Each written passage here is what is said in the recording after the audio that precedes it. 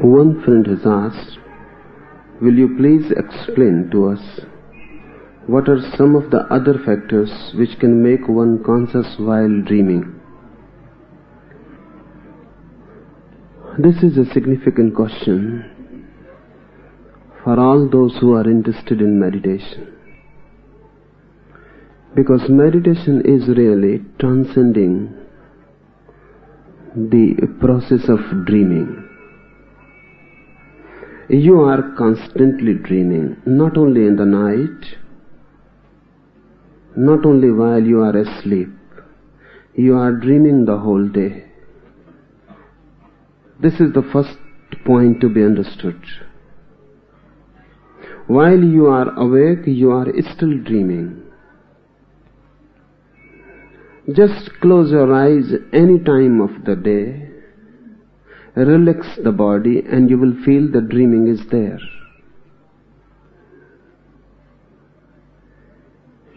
It never disappears. It is only suppressed by our daily activities. It is like the stars in the day. In the night you see the stars, in the day you cannot see them, but they are there. Always, simply suppressed by the sunlight. So if you move in a deep well, even in the day, you can see the stars in the sky. A certain darkness is needed to see the stars. So move in a deep well and look from there, from the bottom, and you can see the stars in the day also. The stars are there. It is not that in the night they are there, in the day they are not. They are always there. In the night you can see them easily. In the day you cannot see, because the sunlight becomes a barrier. The same is with dreaming. It is not that you dream while you are asleep. In sleep, you can feel dreams easily, because the daily activity of the day is no more. So the inner activity can be seen and felt. When you get up in the morning, the dreaming continues inside. You start acting outside. This process of activity, of daily activity, simply suppresses the dreaming. The dreaming is there. Close your eyes, relax on an armchair, and suddenly you can feel the stars are there. They have not gone anywhere. The dreams are there. Always it is a continuous activity. First thing. Second thing, if the dreaming continues, you cannot be said to be really awake.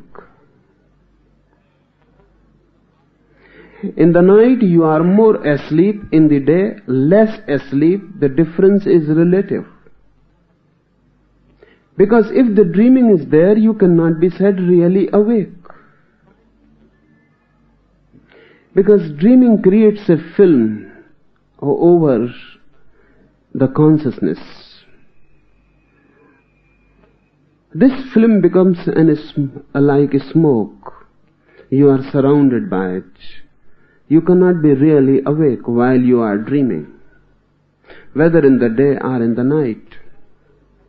So second thing, you can be said only awake when there is no dreaming at all. We call Buddha the awakened. What is this awakening? This awakening is really the cessation of inner dreaming. There is no dream inside. You move there, no dream.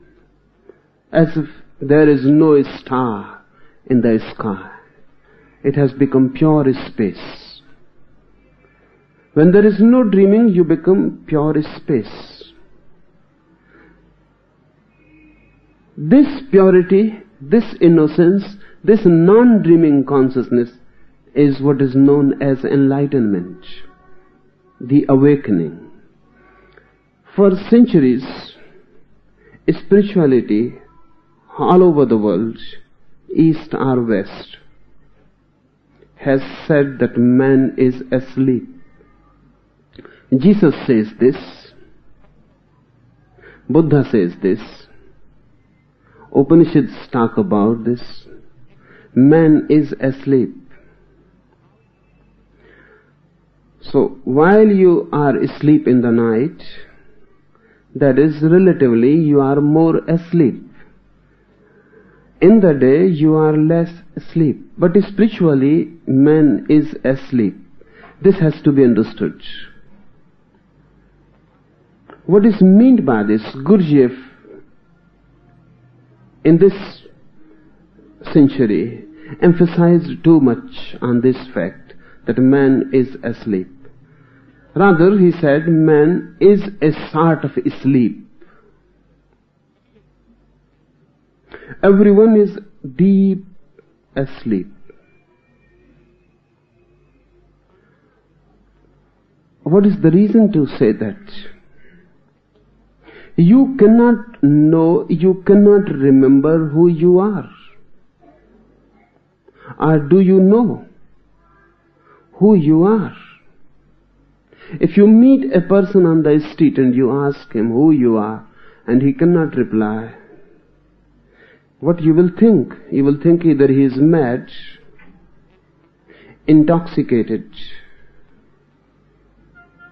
or just asleep.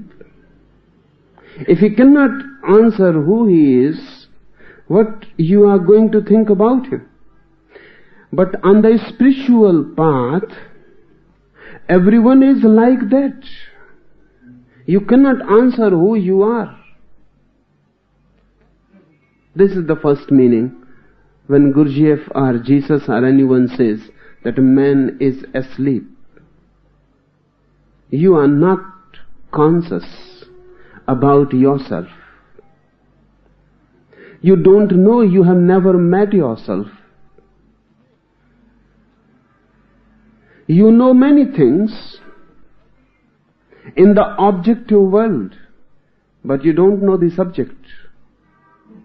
Your state of mind is like this, as if you had gone to see a film.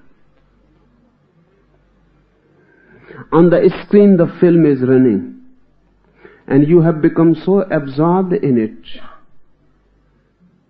that the only thing you know is the film, the story, whatsoever is appearing on the screen. And if someone asks you who you are, you cannot say anything. Dreaming is just the film. Just the film. Mind reflecting the world. In the mirror of the mind, the world is reflected. That is what is dreaming is. And you are so much deeply involved in it, so much identified with it, you have completely forgotten who you are. This is what sleep means. The dreamer has lost into the dreaming. You see everything except yourself. You feel everything except yourself. You know everything except yourself. This self-ignorance is sleep. Unless dreaming ceases completely, you cannot awake to yourself.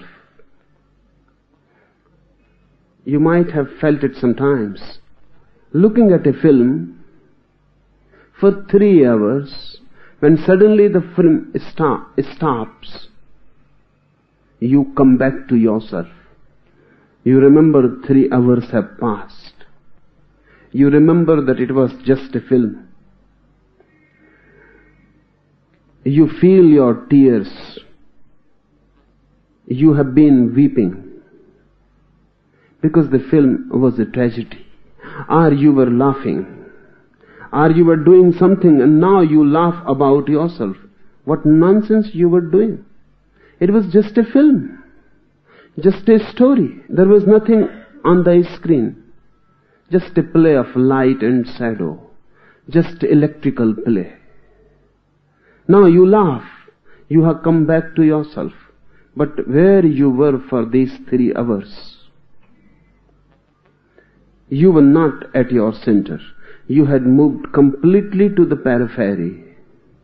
Where the film was moving, you had gone there. You were not at your center. You were not at yourself. You were somewhere else. This happens in dreaming. This is what our life is. Because the film runs only for 3 hours, this dreaming is running for lives and lives and lives. Even if suddenly the dreaming stops,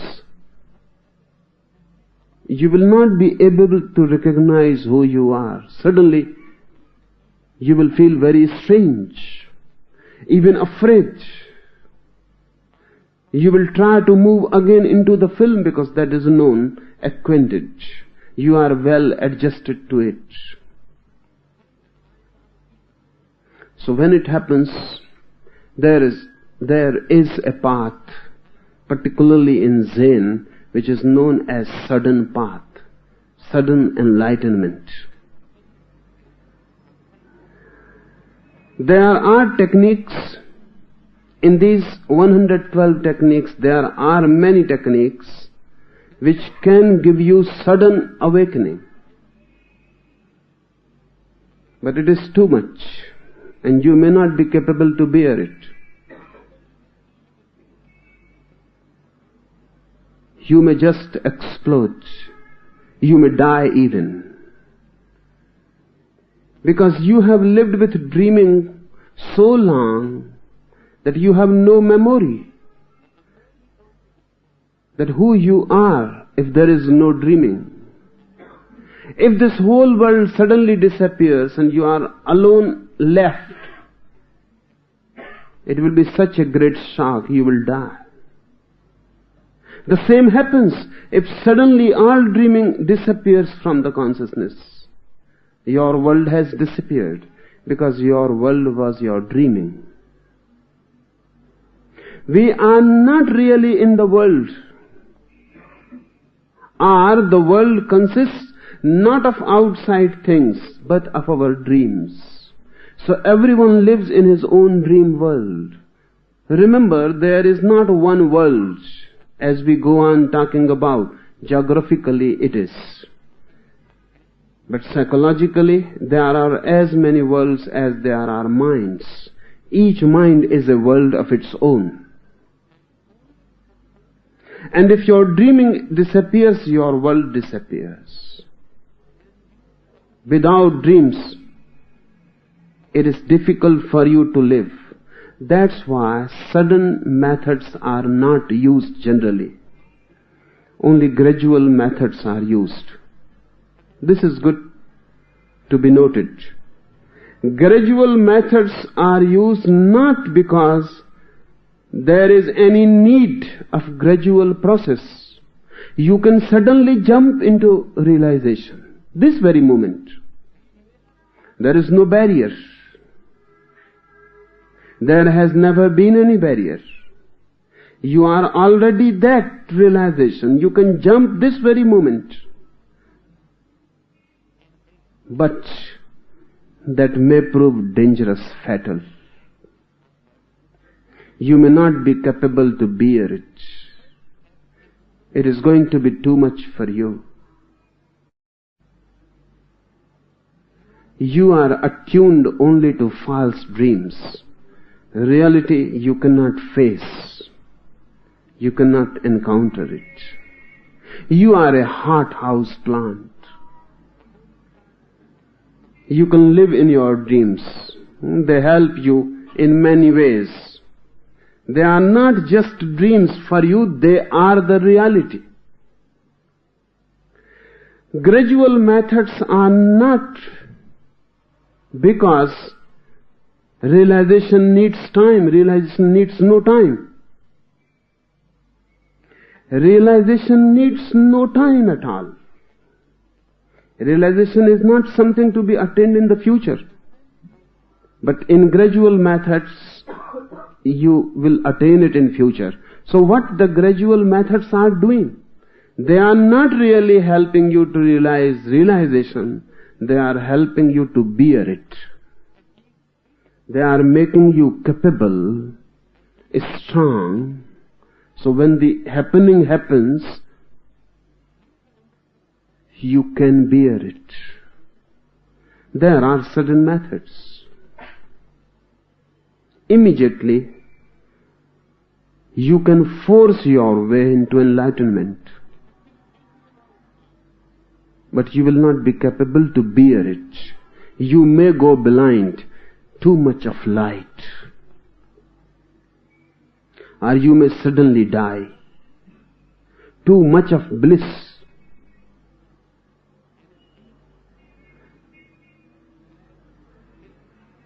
This dreaming, this deep sleep we are in, how can it be transcended? This question is meaningful in transcending it. Will you please explain to us what are some of other factors which can make one conscious while dreaming? So I will talk about two methods more. One we discussed yesterday. Two more, even more easier. One is to start acting, believing as if the whole world is just a dream. Whatsoever you are doing, remember this is a dream. Eating, remember this is a dream. Walking, remember this is a dream. Let your mind continuously remember while you are awake that everything is a dream. This is the reason of calling the world Maya, illusion, dream. This is not a philosophical argument. Unfortunately, when Sankara was translated into English, German and French in Western languages, he was understood just to be a philosopher. That has created much misunderstanding. In the West, there are philosophers, for example, Berkeley, who says that the world is just a dream, a projection of the mind. But this is a philosophical theory. Berkeley proposes it as a hypothesis. When Sankara says that the world is a dream, it is not philosophical, not a theory. Sankara proposes it as a help, as a support for a particular meditation. And this is the meditation. If you want to remember while dreaming that this is a dream, you will have to start while you are awake. As the case is, while you are dreaming, you cannot remember this is a dream. You think this is a reality. Why you think this is a reality? Because the whole day you are thinking everything is a reality. That has become the attitude, fixed attitude. While awake, you were taking a bath, it was real. While awake, you were eating, it was real. While awake, you were talking with a friend, it was real. So the whole day, the whole life, whatsoever you are thinking, your attitude is, this is real. This becomes fixed. This becomes a fixed attitude in the mind. So while you are dreaming in the night, the same attitude goes on working. This is real. So let us first analyze. There must be some similarity between dreaming and reality. Otherwise, the attitude must feel some difficulty. I am seeing you now. I close my eyes and I go into a dream and I see you in my dream. In both seeing, there is no difference. While I am actually seeing you, what I am doing, your picture is reflected in my eye. I am not seeing you. Your picture is mirrored in my eye. And then that picture is transformed through mysterious processes. Science is still not in a position to say how. Then that picture is transformed chemically and is carried to somewhere inside the head. Science is still not able to say where exactly the seeing happens. It is not happening in the eyes. Eyes is just the window. I am not seeing you by the eyes. I am seeing you through the eyes.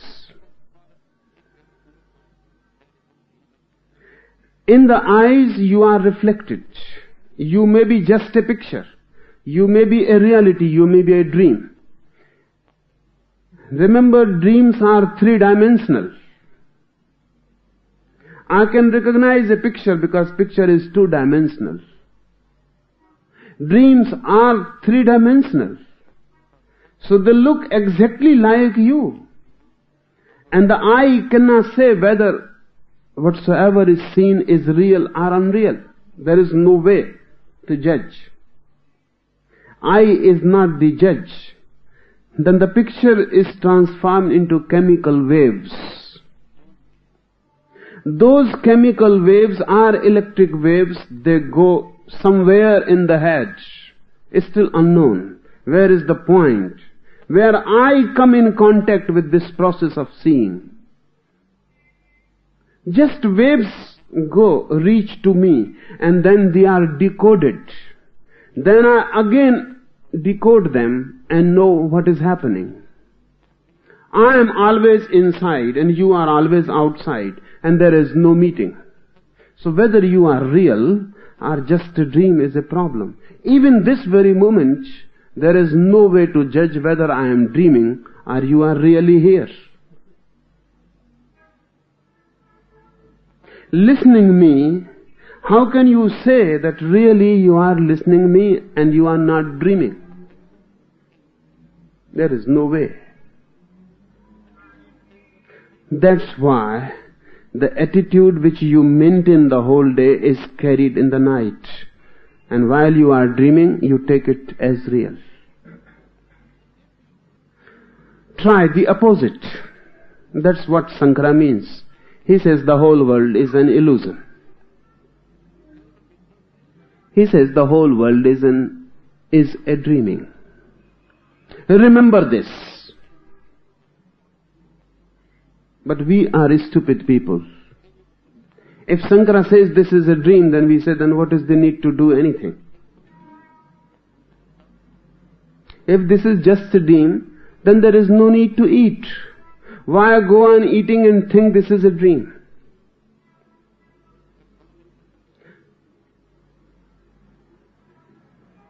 Don't eat. But then remember, when you feel hunger, it is a dream. Or eat. And when you feel that you have eaten too much, remember this is a dream. Sankara is not saying you to change the dream, remember. Because the effort to change the dream is again falsely based that it is real. Otherwise there is no need to change anything. Sankara is saying just whatsoever is the case is dream. Remember this. Don't do anything to change it. Just remember it constantly. If you can remember it for 3 weeks continuously, whatsoever you are doing, it is a dream. In the beginning it is very difficult. You will fall again and again into the old pattern of the mind and will start to think this is a reality. You will have to constantly awake yourself. This is a dream. If for 3 weeks continuously you can maintain this attitude, in the 4th or 5th week, suddenly any night, while dreaming, you will suddenly remember this is a dream. This is one way to penetrate dreams with consciousness, with awareness.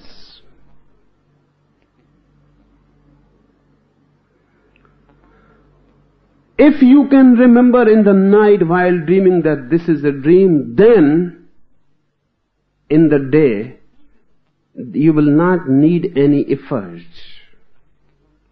to remember that this is also a dream. You will know it then. In the beginning, while you are practicing, this will be just a make-believe. You start just in faith that this is a dream. But when you can remember in dreaming that this is a dream, it will become a reality. Then in the day while you will get up, you will not feel that you are getting up from sleep. You will feel you are simply getting up from one dreaming to another. Then it will become a reality. And if the whole 24 hours become dreaming, and you can feel and remember,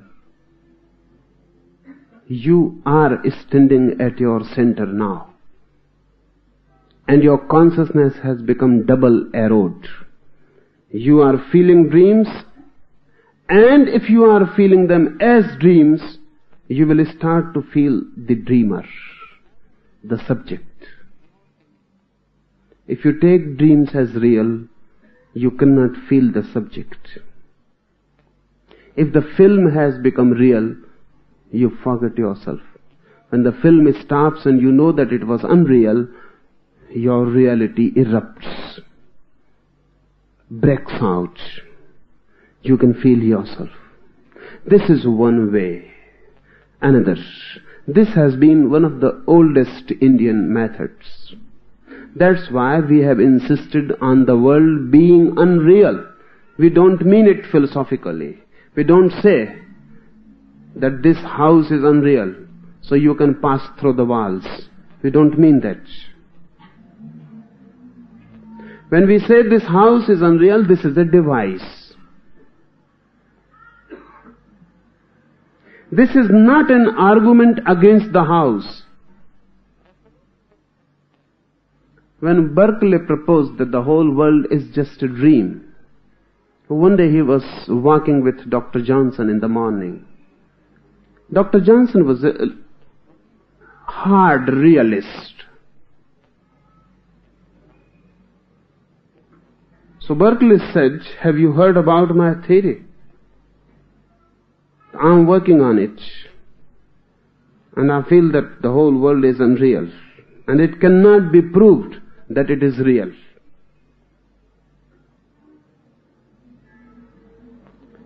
And the burden of proving is on others who say that this is real. I say this is unreal, just like dream. Johnson was not a philosopher, but a very acute logical mind. They were on the street, just passing, walking in the morning. Lonely street. Johnson takes one stone in his hand and hits Berkeley's leg. Blood oozes out. And Berkeley screams. And Johnson says, "Why are you screaming? The stone is just a dream." So whatsoever you say, you believe in the reality of the stone. Your saying is different. Your behaving is different and contrary.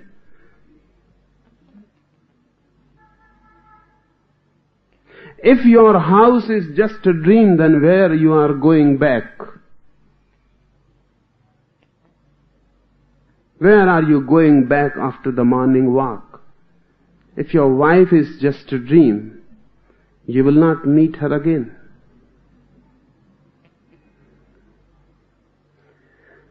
Realists have always argued this way, but they cannot argue this way with Shankara, because it is not a philosophical theory.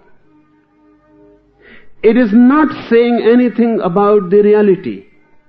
It is not proposing anything about the universe. Rather, it is a device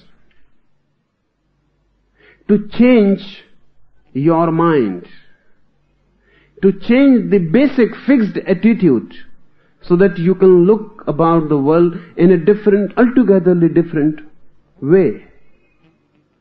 This is a problem, continuously a problem for Indian thought. Because for Indian thought, everything is just a device for meditation. We are not concerned about its being true or untrue. We are concerned about its utility in transforming man. This is emphatically different from Western mind. When they propose a theory, they are concerned whether this is true or untrue, whether this can be proved logically or not. While we propose anything, we are not concerned about its truth. We are concerned about its utility. We are concerned about its capability to transform human mind.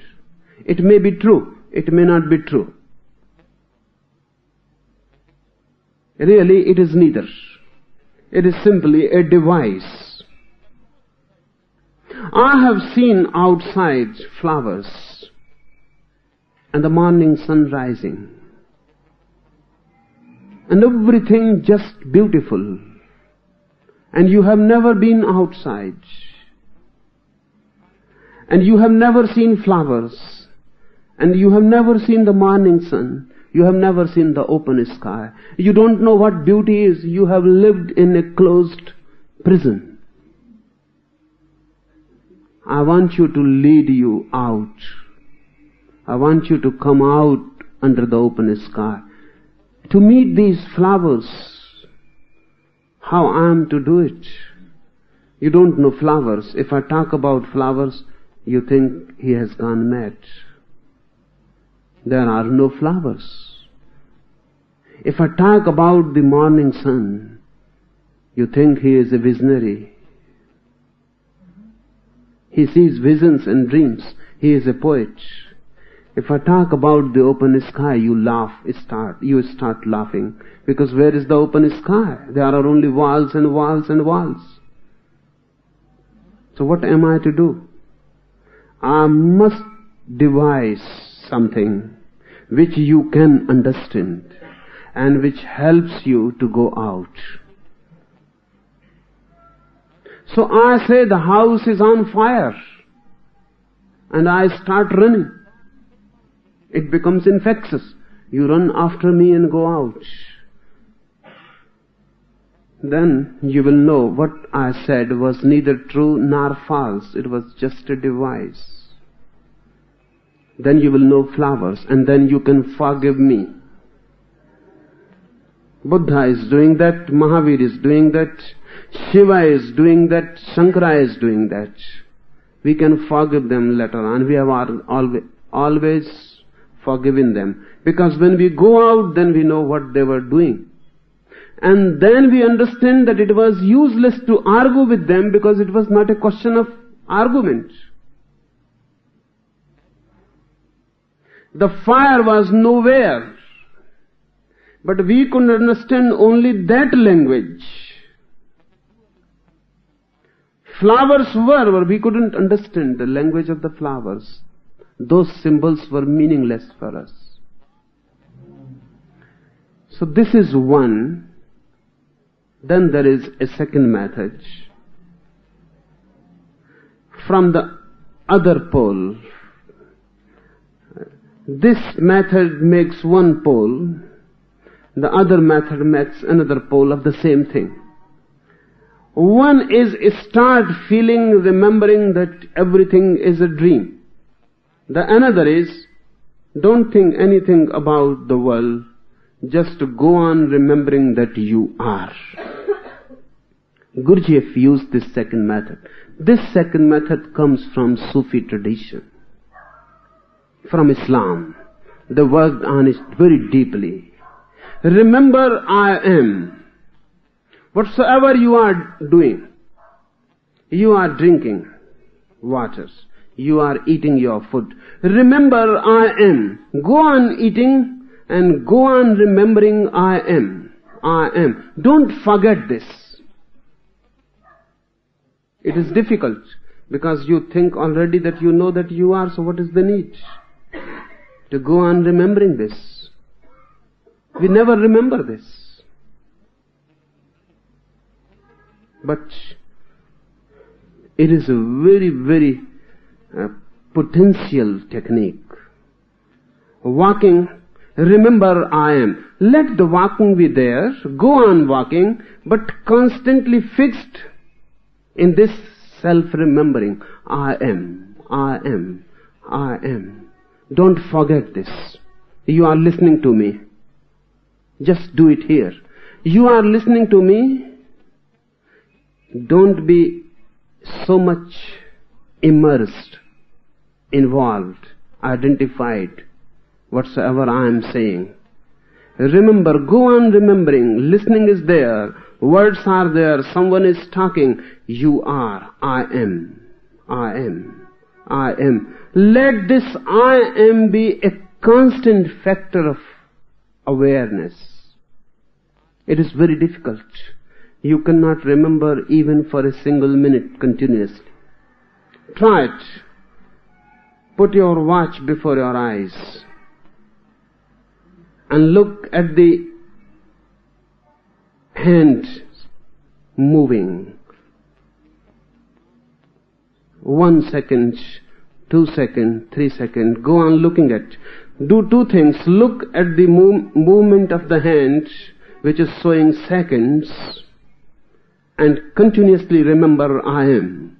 I am. With every second, go on remembering I am. Within 5 or 6 seconds, you will feel you have forgotten. Suddenly you will remember, many seconds have passed and I have not remembered I am. Even to remember for 1 complete minute is a miracle. And if you can remember for 1 minute, the technique is for you. Then do it. You will be capable through it to go beyond dreams and to know that dreams are dreams. How it works? If the whole day you can remember I am, then this will penetrate your sleep also. And when you will be dreaming, continuously you will remember I am. If you can remember I am in the dream, suddenly dream becomes just a dream. Then the dream cannot deceive you. Then the dream cannot be felt as reality. This is the mechanism. The dream is felt as reality because you are missing the self-remembering. You are missing I am. If there is no remembering of myself, then dream becomes reality.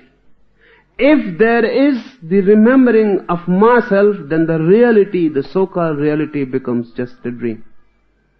This is the difference between the dreaming and the reality. For a meditative mind, or for the science of meditation, this is the only difference. If you are, then the whole reality is just a dream. If you are not, then the dreaming becomes reality. Nagarjuna says that now I am, so the world is not. While I was not, the world was. Only one can exist. That doesn't mean that the world has disappeared. Nagarjuna is not telling about this world. He is telling about the world of dreaming. Either you can be, or the dreams can be. Both cannot be. So the first step will be to continue remembering constantly I am. Simple I am. Don't say Ram, don't say Sham, don't use any name, because that you are not. Just simply I am.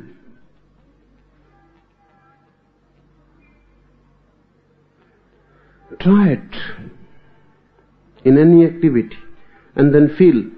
The more real you become inside, the more unreal becomes the surrounding world.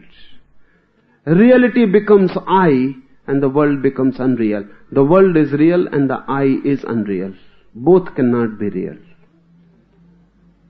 Your feeling that you are is just a dream now. The world is real. Change the emphasis. Become real, the world will become unreal.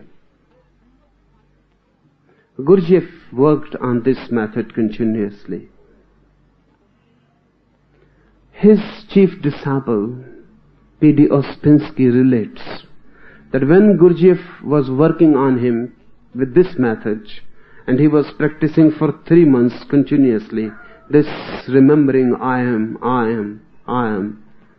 After 3 months, everything is stopped. Thoughts, dreaming, everything is stopped. Only one note remained inside, like eternal music. I am. And now this was not an effort. This was a spontaneous activity going on. I am.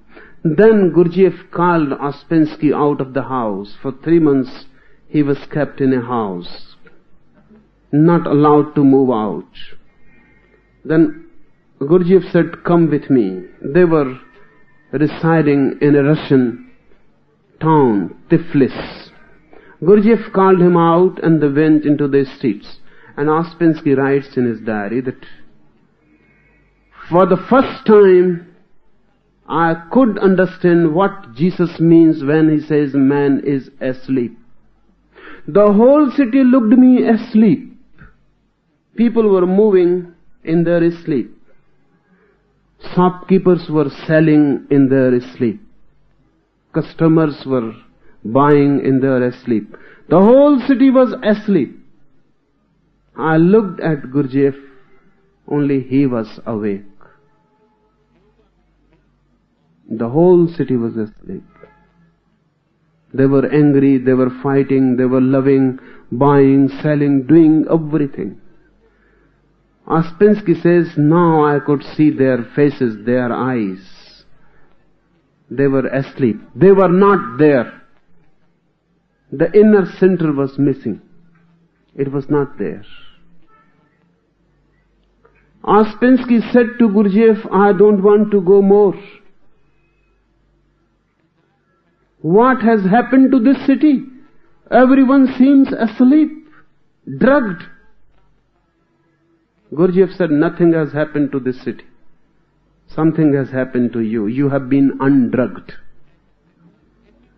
The city is the same you moved before 3 months. But you couldn't see other people as asleep because you were also asleep. Now you can see, because a certain quality of awareness has come to you. 3 months practicing continuously I am, you have become, in a very small measure, but you have become aware. A part of your consciousness has gone beyond dreaming. That's why you can see everyone is asleep, dead, moving, drugged, as if hypnotized. Ouspensky says, I couldn't bear that phenomena. Everyone asleep. Whatsoever they are doing, they are not responsible for it. They are not. How can they be responsible?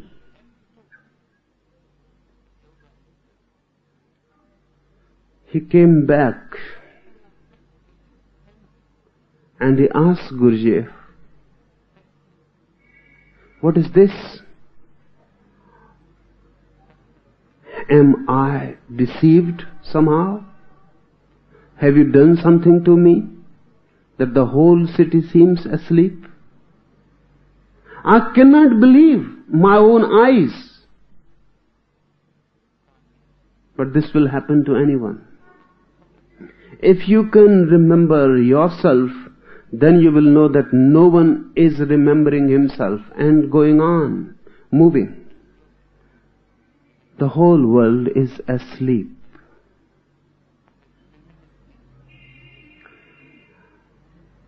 But start. While you are awake, any moment you remember, start, I am. I don't mean that you have to repeat the word I am. The feeling, taking a bath, feel I am. Let there be the touch of that cold shower. And let yourself be there behind, feeling it and remembering I am. Remember, I am not saying verbally you have to repeat I am. You can repeat it. But that repetition will not give you awareness. That repetition may even create more sleep. There are many people who are repeating many things. They go on repeating Ram, Ram, Ram. And if they are just repeating without awareness, then this Ram, Ram, Ram becomes a drug. They can sleep well through it. That's why Mahesh Yogi's so much appeal in the West. Because he is giving mantras to repeat. And in the West, sleep has become one of the most severe problems. Sleep is totally disturbed. Natural sleep has disappeared. Only through tranquilizers, drugs you can sleep. Otherwise, sleep has become impossible. That is the reason of Mahesh Yogi's appeal. Because if you constantly repeat something, that repetition gives you deep sleep. That's all. So the so-called transcendental meditation is nothing but a psychological tranquilizer. Nothing. Just a tranquilizer. It helps. It is good. For sleep, not for meditation. You can sleep well. A more calm sleep will be there. It is good. But it is not meditation at all.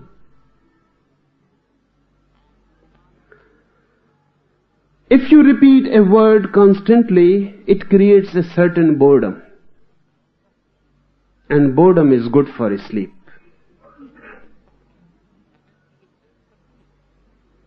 So anything monotonous, repetitive can help sleep. The child in the mother's womb sleeps for 9 months continuously. And the reason you may not be knowing. The reason is only the tick-tack of the heart of the mother. Continuous. The beat, heartbeat. It is one of the most monotonous things in the world. Continuously repeating the same beat. So child is drugged. He goes on sleeping. That's why whenever the child is crying, is screaming, creating any problem, the mother puts his head near her heart, and suddenly he feels good. He feels good and goes down into sleep. Again the heartbeat. He becomes again a part of the womb. That's why even if you are not a child, your wife, your beloved, puts your head on her heart, you will feel sleepy. The monotonous beat Psychologists suggest that if you cannot sleep, then concentrate on the clock. Just concentrate on the clock. Tick tack, tick tack. It repeats the heartbeat. You can fall asleep. Anything repetitive will help. So this I am, remembering of I am, is not a verbal mantra. It is not going to be repeated verbally. Feel it. Be sensitive to your being. When you touch someone's hand, don't only touch his hand, feel your touch also. Feel yourself also that you are here in this touch present totally. Eating, don't only eat, feel yourself also eating. This feeling, this sensitivity must penetrate deep and deep into your mind. One day, suddenly, you are awake at your center, functioning for the first time. And then, the whole world becomes a dream. And then you can know your dreaming is a dreaming. And when you know that your dreaming is dreaming, dreaming stops. It can continue only if it is felt as real. It stops if it is felt as unreal. And once dreaming stops in you, you are a different man. The old man is dead. The sleepy man is dead.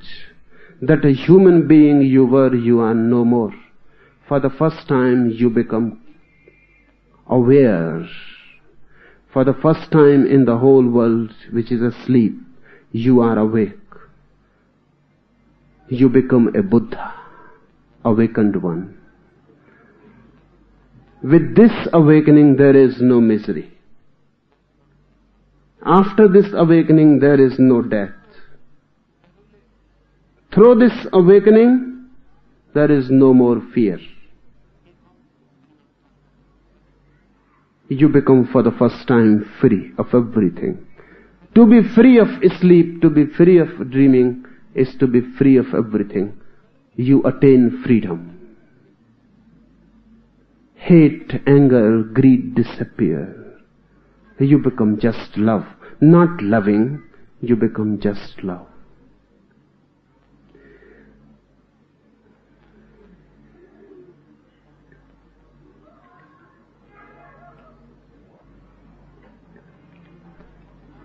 One question more, and it is related to the first.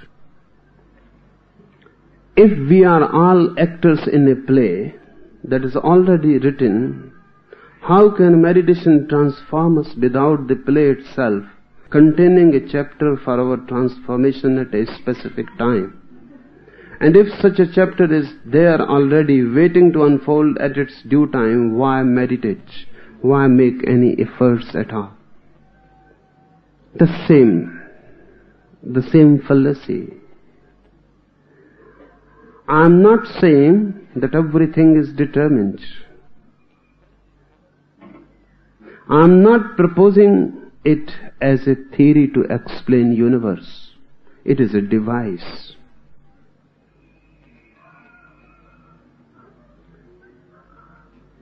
India has always been working with this device.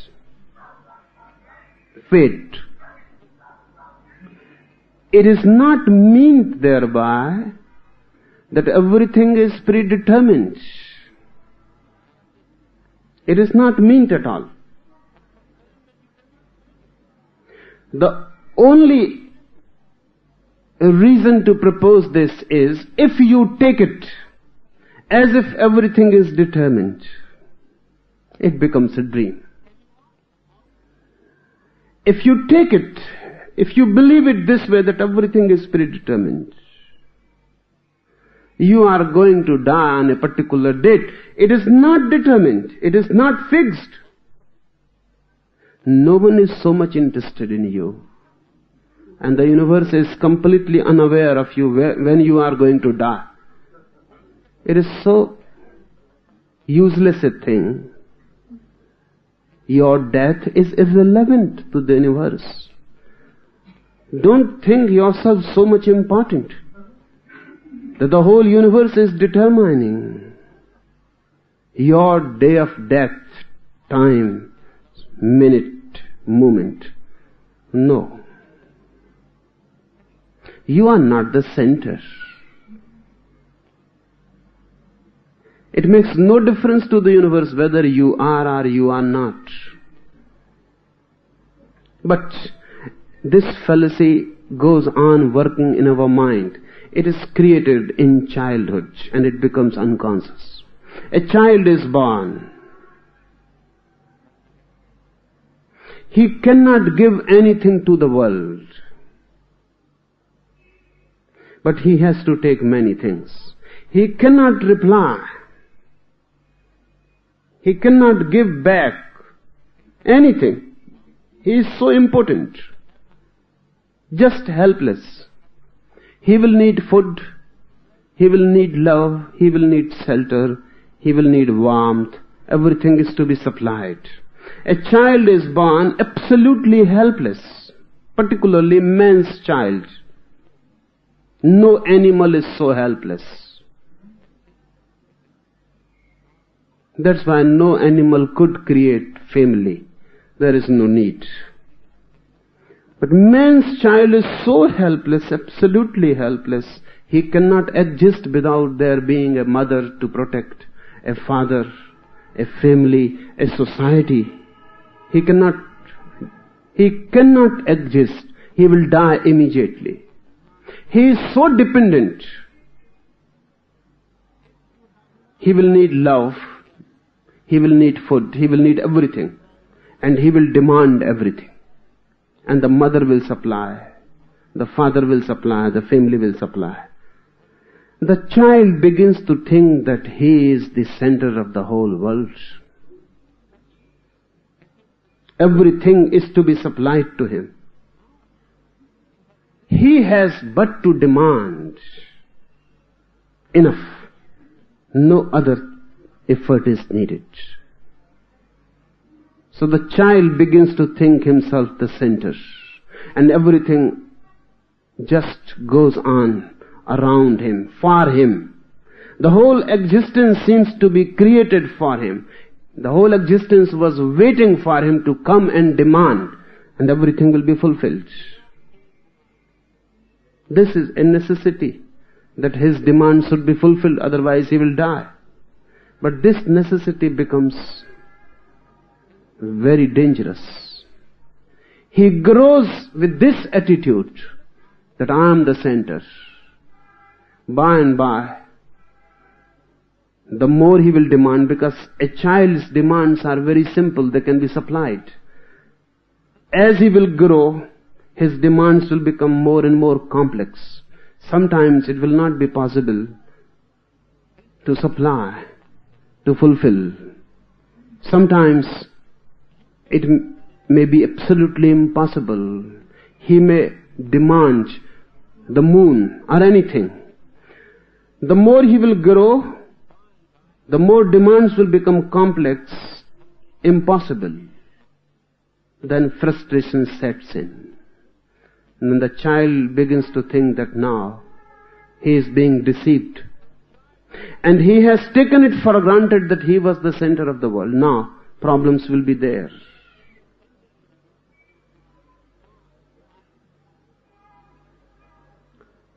And by he will be dethroned. He will be dethroned. When he will become adult, he will be completely dethroned. Now he knows that he is not the center. But deep down the unconscious mind goes on thinking in terms that he is the center. People come and ask me whether my fate is determined. They are asking whether I am so important, so significant for this universe, that my fate must be determined beforehand. What is my purpose, they ask. Why I was created. This childhood nonsense that you are the center create these questions For what purpose I am created? You are not created for any purpose. And it is good that you are not created for any purpose. Otherwise you will be a machine. A machine is created for some purpose. Man is not created by some purpose, for something. No. Man is just the overflowing creation. Everything is, flowers are there, and the stars are there, and you are here. Everything is just a overflowing, a joy, a celebration of existence with no purpose. But this theory of fate, predetermination, that creates problems, because we take it as a theory. We think that everything is determined. Nothing is determined. But this technique uses it as a device. When we say everything is determined, this is not said to you as a theory. The purpose is this, that if you take life as a drama, predetermined, then it becomes a dream. For example, if I know that this day, this night, I was going to talk to you, and it is predetermined what words I should speak on that day. And if it is so fixed that nothing can be changed, I cannot utter a single new word, suddenly I am not related at all with the whole process. Because then I am not the source of action. If everything is determined, and if every word is to be spoken by the universe itself, or the divine, or whatsoever name we choose, I am no more the source of it. I can become one observer, simple observer. If you take life as predetermined, then you can observe it. You are not involved. If you are a failure, it was predetermined. If you are a success, it was predetermined. If both are predetermined, both become equivalent, synonymous. Then one is a Raman, one is a Ram. Everything is predetermined. So Raman need not feel guilty. Ram need not feel superior. Everything is predetermined, so you are just actors. Just on a stage, playing a role. To give you this feeling that you are playing a role, a predetermined pattern you are fulfilling. To give you this feeling so that you can transcend it. This is the device. It is very difficult, because we are so much accustomed thinking fate as a theory, not only as a theory but as a law, that we cannot understand this attitude of taking these laws and theories as devices. I will explain you. One example will be helpful. I was in a city. One man came. He was a Mohammedan, but I didn't know. I was not aware. And he was so dressed that he looked like a Hindu. Not only looked, but as he talked with me, he was of the Hindu type. He was not a Mohammedan type. He asked me one question. He said, Mohammedans, Christians, they say that there is only one life. Hindus, Buddhists, Jainas, they say there are many lives, a long sequence of lives. Unless one is liberated, one goes on and on, being reborn again and again. So what do you say? If Jesus was an enlightened man, he must have known, or Muhammad, or Moses, they must have known, if they were enlightened men, that there are many lives, not one.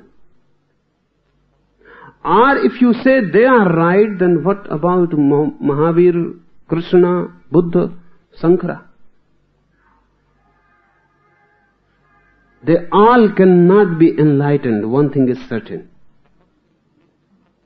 If Christianity is right, then Buddha is wrong. Then Krishna is wrong. Then Mahavir is wrong. And if Mahavir and Krishna and Buddha are right, then Muhammad, Jesus, Moses are wrong. So tell me, I am very much puzzled. I am in a mess, confused. And both cannot be right. How both can be right? Either there are many lives or there is one. How both can be right? He was a very intelligent man. He has studied many things. And he said, so you cannot just escape that both are right. Both cannot be right. It is logically so. Both cannot be right. But I said, they need not be. Your approach is absolutely wrong. Both are devices. Neither is right, neither is wrong. Both are devices. It became impossible for him to understand what I mean by device. Muhammad, Jesus and Moses,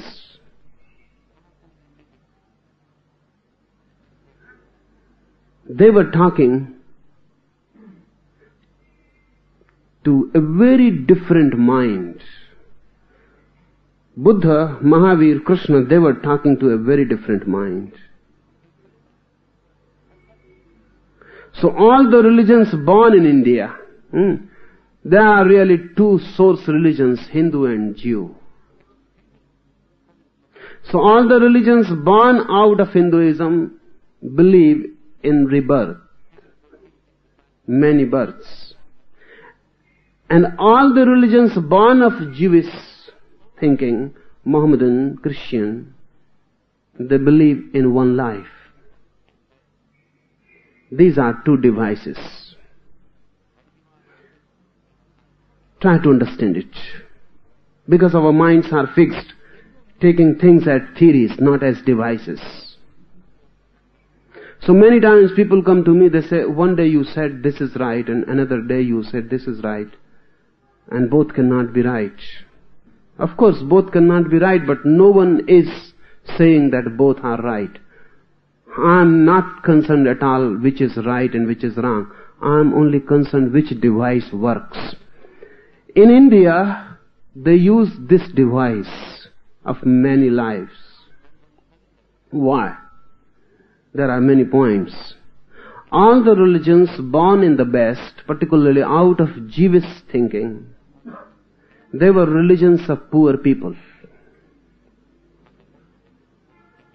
uneducated. Were their prophets?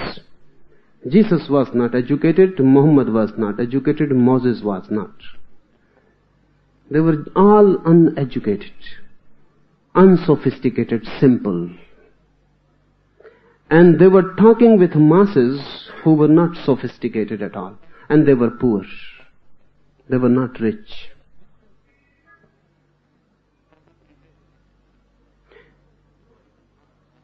For a poor man, one life is more than enough.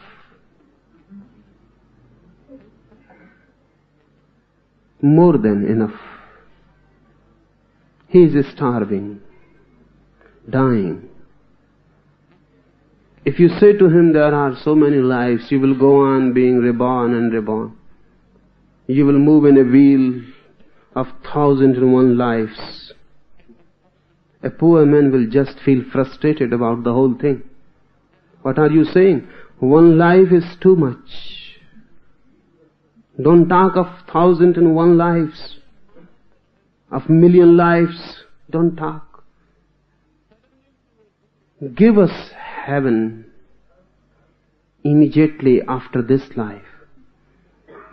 God becomes a reality only if He can be achieved after this life. Immediately. Buddha, Mahavir, Krishna, they were talking to a very rich society. Today, it has become difficult to understand because the whole wheel has turned. Now West is rich and East is poor. Then West was poor and East was rich. All the Hindu avataras, all the Tirthankaras of Jainas, all the Buddhas, they are all princes. They belong to royal families. They were cultured, educated, sophisticated, refined in every way. You cannot refine a Buddha more. He was absolutely refined, cultured, educated. Nothing can be added. Even if Buddha comes today, nothing can be added. And they were talking to a society which was rich. Remember, for a rich society, there are different problems. For a rich society, pleasure is meaningless. Heaven, meaningless. For a poor society, heaven is very meaningful. If this society is living in heaven, it becomes meaningless. So you cannot propose, you cannot create an urge to do something for heaven. They are already in it and bored. So Buddha, Mahavir, Krishna, they don't talk about heaven, they talk of freedom. They don't talk of a pleasant world beyond. They talk a transcendental world where there is neither pain nor pleasure. Jesus' heaven would not have appealed them. They were already in it. And secondly, for a rich man, the real problem is boredom. For a poor man, promise of pleasure in future. For a poor man, suffering is the problem. For a rich man, suffering is not the problem. For a rich man, boredom is the problem. He is bored of all pleasures. Mahavir, Buddha and Krishna, they all used this boredom. And they said, if you don't do anything, you are going to be born again and again. This wheel will move. Remember, the same life will be repeated. The same sex, the same richness, the same food, same palaces. Again and again, 1,001 times you will be moving in a wheel.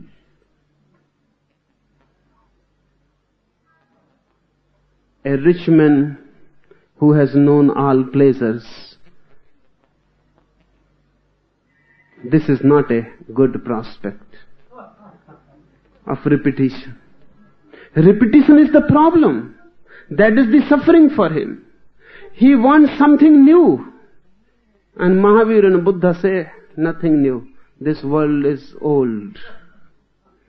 Nothing is new under the heaven. Everything is just old.